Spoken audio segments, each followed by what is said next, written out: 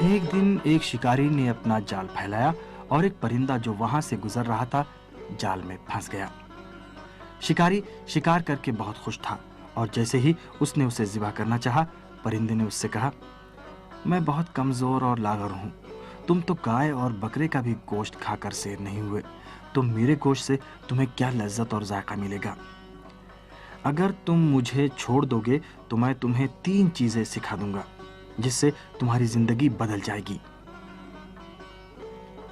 شکاری نے تھوڑی دیر کچھ سوچا اور پھر کہا، ٹھیک ہے، یہ پرندہ تو بہت ہی چھوٹا ہے، لیکن اگر اسے چھوڑ دوں تو مجھے اور کیا ملے گا؟ اگر اس کے گوشت کو بھون کر کھا لوں تو کچھ نہ ہونے سے بہتر ہی ہے۔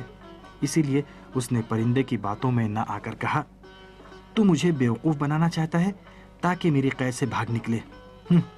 بھلا ایک پرندہ مجھے کچھ سکھا سکتا ہے؟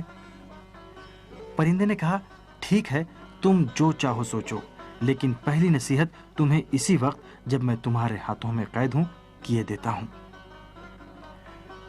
مگر دوسری نصیحت اس وقت کروں گا جب درخت کی شاخ پر ہوں گا، اور تیسری نصیحت اس وقت کروں گا جب آسمانوں میں پرواز کروں گا۔ اگر پہلی نصیحت تمہیں اچھی نہ لگی تو تم مجھے حلال کر کے کھا جانا۔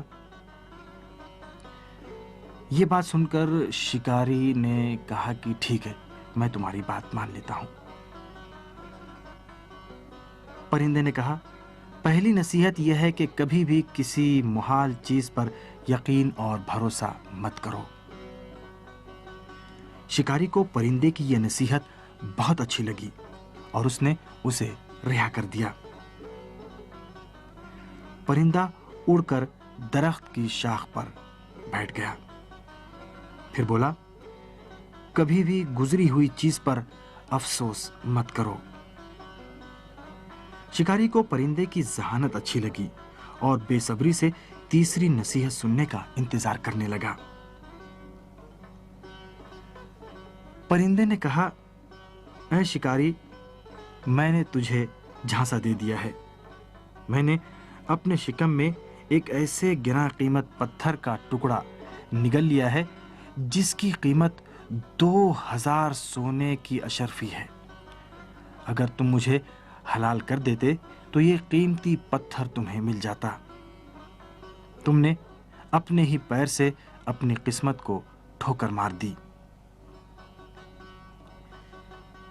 یہ سن کر شکاری نے ہاتھ اپنے سر پر مارا، حسرت اور افسوس کے ساتھ اپنے سر کے بال نوچنے لگا، اور جب وہ تھوڑا سا ہوش میں آیا تو پرندے سے کہا کہ اچھا، تم کم از کم آخری نصیحت تو مجھے کرتے جاؤ۔ پرندے نے کہا، تم کس قدر بھولے اور زود باور ہو، کیا تم نے میری پہلی دونوں نصیحتوں پر عمل کیا جو اب تیسری نصیحت سننے کے منتظر ہو؟ کیا میں نے تم سے نہیں کہا تھا کہ گزری ہوئی چیزوں کا افسوس مت کیا کرو، لیکن تم نے اس پر عمل نہیں کیا، اور تم سے میں نے نہیں کہا تھا کہ محال چیزوں پر کبھی یقین مت کیا کرو؟ یہ کیسے ممکن ہے کہ مجھ جیسا ایک چھوٹا سا پرندہ ایک قیمتی پتھر کے ٹکڑے کو جو خود اس کے ہیکل سے بڑا ہو نگل لے؟ شکاری نے کہا، میری پوری طرح سے تنبیہ ہو گئی ہے، اب تم مجھے تیسری نصیحت کرو۔ پرندہ آسمانوں اور فضاؤں میں گم ہونے سے پہلے بولا، بیوقوف شخص کو نصیحت کرنا بنجر زمین میں کھیتی کرنا ہے۔